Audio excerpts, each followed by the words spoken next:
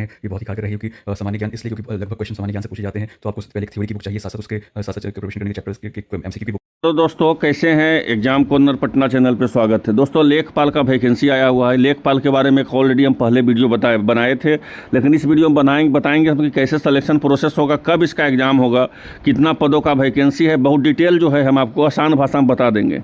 आसान भाषा में इसलिए बता देंगे क्योंकि देखिए हुआ क्या है कि बिहार ग्राम स्वराज योजना के द्वारा ये परीक्षा होता है और सबसे इम्पोर्टेंट है कि स्टाफ की बहुत ज़्यादा कमी है, कर्मचारी की बहुत ज़्यादा कमी है। इसलिए तुरंत इस फॉर्म को भरा करके तुरंत इसका जो है मेरिट ले लिया जाएगा। और मेरिट लेने के लिए इसका दो तरह से मेरिट होगा। एक तो सीबीटी बेस्ड एग्जाम होगा, कंप्यूटर बेस्ड टेस्ट होगा और साथ साथ डॉक्यूमेंट भी इसमें अहम रोल रखेगा। सारा जानकारी इस वीडियो के माध्यम से हम देंगे। जो चैनल पर नए हैं सब्सक्राइब कर लीजिए सही जानकारी प्राप्त करने के लिए, वो भी आसान भाषा में। पहले तो ये जान लीजिए कि वैकेंसी किस चीज़ का है। अकाउंटेंट असिस्टेंट का वैकेंसी निकला हुआ IT सेक्टर का। इसमें बोला गया है कि 20,000 पर मंथ मिलेगा, ठीक है।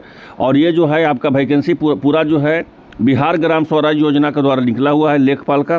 पूरा सीटों का हम बात कर ले तो पूरा सीटों का संख्या जो है 6570 है, ठीक है। 6570 सीटों का संख्या, जिसमें मेल का संख्या जो है 4270 है और फीमेल का संख्या 2300 करीब है।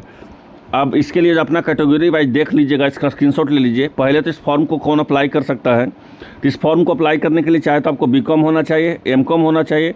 अगर CA आपके पास है चार्टर्ड अकाउंटेंट इंटर का, तो आपका जो है चार्टर्ड अकाउंटेंट का प्रीफरेंस आपको मिलेगा। सबसे इंपॉर्टेंट एक अपडेट हम आपको बता देते हैं इसके बारे में कि इसका फॉर्म अप्लाई कब से कब कर सकते हैं और अप्लाई करने के बाद इसका परीक्षा कब होगा, सारा जानकारी हम देंगे। तो पहले देख लीजिए, इस फॉर्म अप्लाई जो है आपका 30 अप्रैल से यहाँ स्टार्ट हो चुका है इसका अप्लाई करना, ठीक है। 30 अप्रैल से 29 मई तक आप अप्लाई कर सकते हैं। कब तक कर सकते हैं, तो 29 मई तक करीब 5 बजे तक अप्लाई कर सकते हैं।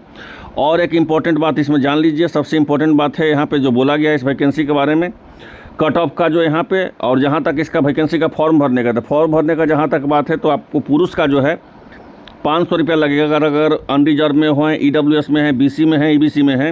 अब महिलाओं का 250 रुपया लगेगा। SC ST बिलोंग करते हैं, वो भी बिहार का डोमिसाइल आपके पास है, बिहार के अगर निवासी हैं तो 250 लगेगा और फीमेल का भी 250 लगेगा। और फीमेल का जो है फिजिकल हैंडीक्राफ्ट का भी 250 लगने वाला है। इंपॉर्टेंट चीज़ बताते हैं एज का, एज फैक्टर बहुत ज़्यादा होता है, लेकिन बिहार में एक राहत का भरे है कि यहाँ एज जो है थोड़ा सा ज़्यादा बढ़ा कर दिया जा रहा है, क्योंकि लगातार जो है वैकेंसी सालों साल यहाँ आता नहीं है। उसके लिए जो है एज का देख लीजिए। अगर अनरिजर्व की बात करें तो 45 है, अनरिजर्व फीमेल का और बात कर लिया जाए, वही EWS फीमेल का तो 48 है, BC मेल और BC फीमेल का जो है 48 है, और SC ST का भी मेल और फीमेल का 50 है। स्टार्टिंग कब से कर सकते हैं, तो 21 मिनिमम 21 एज चाहिए।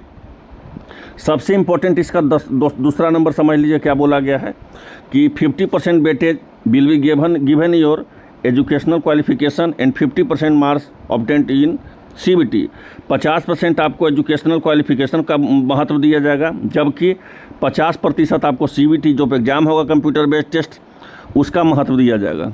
तो कहने का था तो मतलब हुआ कि मेरिट जो है आपका CBT के साथ साथ आपका एजुकेशनल क्वालिफिकेशन का भी 50% वेटेज दिया जाएगा।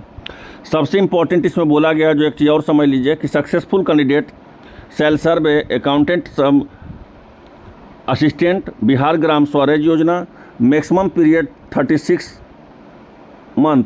36 मतलब 3 साल का, उसके बाद जो है आपका रिन्यूअल हो सकता है। तो यहाँ पे बोला गया है कॉन्ट्रैक्ट बेसिस की पूरा तरह सही है। और सबसे इम्पोर्टेंट चीज़ यहाँ पे 6 नंबर में देखिए, जो मेन चीज़ है वो हम आपको बता देते हैं। यहाँ पे बोला गया है, यहाँ पे 5 नंबर भी देख लीजिए, इंपॉर्टेंट है। The successful candidate can be posted anywhere in Bihar based on vacancy of recruitment at the post of candidate cannot be claimed for posting to particular district in this regard। Bihar में आपको कहीं भी posting हो सकता है, इस बात को आप याद रखिए।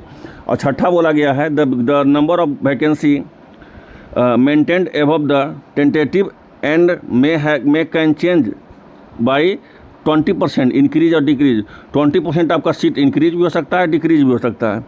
तो ये अगर वैकेंसी अगर आप अप्लाई करना चाहते हैं तो आप बिहार ग्राम स्वराज योजना के लिंक पर, ये डिस्क्रिप्शन बॉक्स में हम लिंक भी दे देंगे, वहाँ से अप्लाई कर सकते हैं। 29 तक लास्ट डेट है, फिर अप्लाई कीजिए, क्योंकि सर्वर भी बहुत ज़्यादा प्रॉब्लम होता है बिहार के वैकेंसी में। करीब 6500 पदों का वैकेंसी है।